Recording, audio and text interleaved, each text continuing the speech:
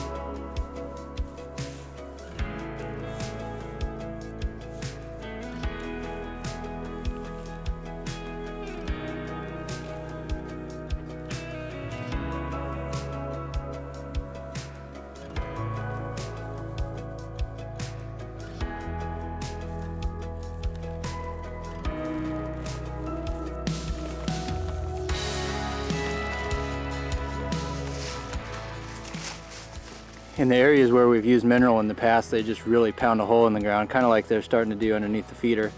And I don't want that to be a big mud pit. So I put it off to the side, and that'll actually still get captured on the camera. I looked at pictures before I put it out there. So we'll still see what deer are eating at the mineral site versus what's coming to the feeder. Dad came down this morning and already filled this feeder. It's about 2/3 full again. That's all the more we fill these because of the weight. This is the first feeder that we put together, and so we've had it out since September, and I'll give you a quick review. It's now January, so we've had it out for about 5 months and kept it full of feed more or less that whole time. And this one we've ran a Tacticam cell camera on, so we've been able to monitor it the whole time, which is kind of handy because you can actually see the food level in the pictures of the camera every day. And so like this morning, we could see the pictures coming in and know that it was low food. So we came out, and Dad actually came out and filled it up for me. So let's run down through this. The body of the feeder is just that 55-gallon drum. The top is just your regular barrel lid, and it has that locking clamp ring on the top to hold that tight. So that's handy rather than having something held on with a bolt. And it'll keep it weather tight, and it'll keep anything from getting to it. It sets up off the ground a ways, which could be a little bit unhandy, but we just back the pickup right up to it, and that gets us the right height to dump the feed right over the top of the barrel and into the drum. So that works out good. Now the legs, those come as a kit, 3 legs in a box, and those are from Moultrie. Darren bought the leg kits for all of our feeders, and I bought the tube kits. The legs, in my opinion, are probably the weakest point of this feeder. You can see how that one's bowed out because of the weight. And to fix that, or to get around that, we've used those metal feet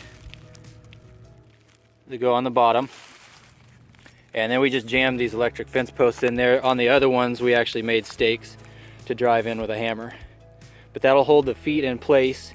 If you don't do that, which we learned with this one, when you start putting the weight of the feet in there, those legs start to splay apart. And we didn't want to take the chance of having that drop and bend the tube. It would probably break it. So we pushed the legs back in a little bit the other way and staked them down. And that seems to hold it really well. But we also only fill it up to this second ring. So we're only getting about 2/3 capacity out of these feeders every time we fill it up. And that's just due to the leg setup. It might hold more, but we don't want to risk it. So that's something to think about if you're going to build your own. Maybe you engineer your own leg kit, but that's what we're using.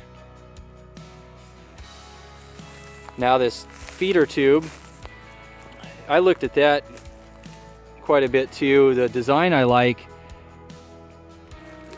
has the ability to shed water off the top and keeping the feed back, so you can see that is offset a little bit, so they can access the feed, but it'll shed water right off the top. And I wanted that because in the past when we use gravity style feeders, you end up getting moldy food in there, and that's not healthy for the animal or not good for the longevity of the food or the feeder.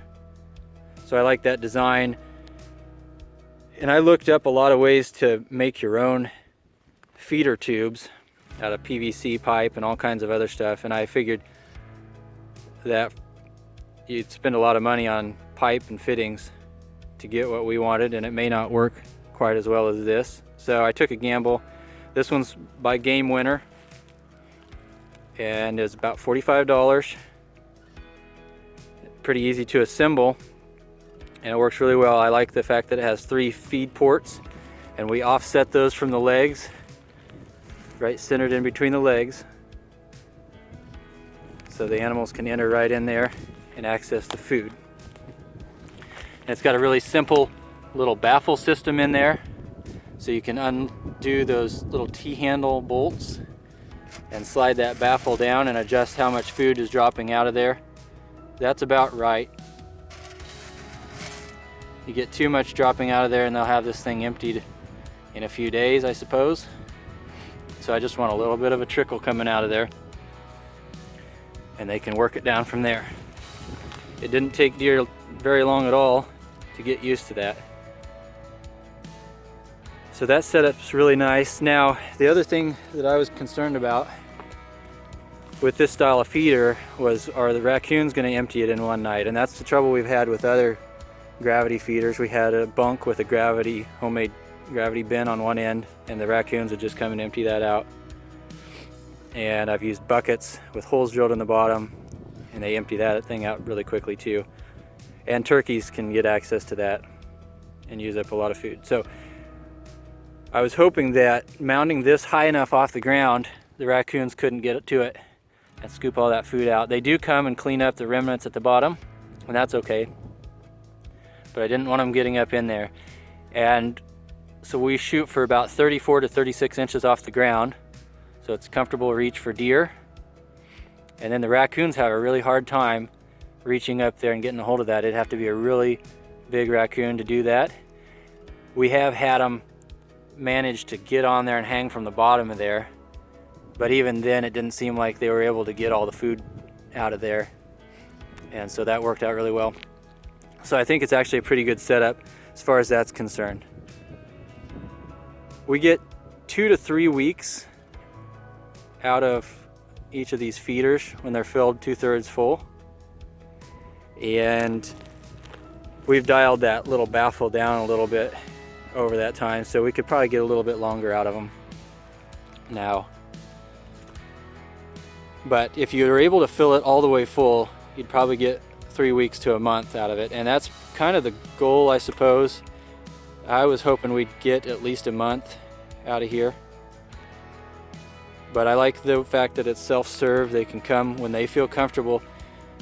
My strategy for feeding is that they can access this whenever they need to, either to stay healthy or to hide from any pressure that they feel, even from us. I want these feeders kind of out of the way where we're not passing them to access tree stands.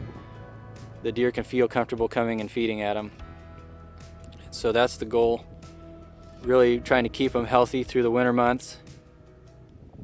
And I think I'm going to try to keep this going all year long, just so they get access to what they feel they want. We might try other kind of feed. Right now we're feeding straight corn out of it because that's the cheapest option at this point. But we might dabble with other kind of feed. But it's a pretty simple setup. Get it done for about $100 if you don't have to buy the barrel. And it's been working really well for about 5 months now. And I was surprised at how fast the deer got used to it. All 3 of these, we have 3 of them now, and all of them were received really well by the deer, and bucks included. Sometimes you wonder if you're just feeding the does when you're really looking for some of those bigger bucks. But it works really well. Pretty simple setup, easy to use. I guess the biggest downside would be the legs and the amount of weight. They're rated so that they could hold the entire load, but just the way they started to bend when we initially filled it up was a concern. And then the difficulty, I guess, accessing the top to put feed in. But overall, a really good setup. So there's your 5-month review on our homemade DIY gravity deer feeder.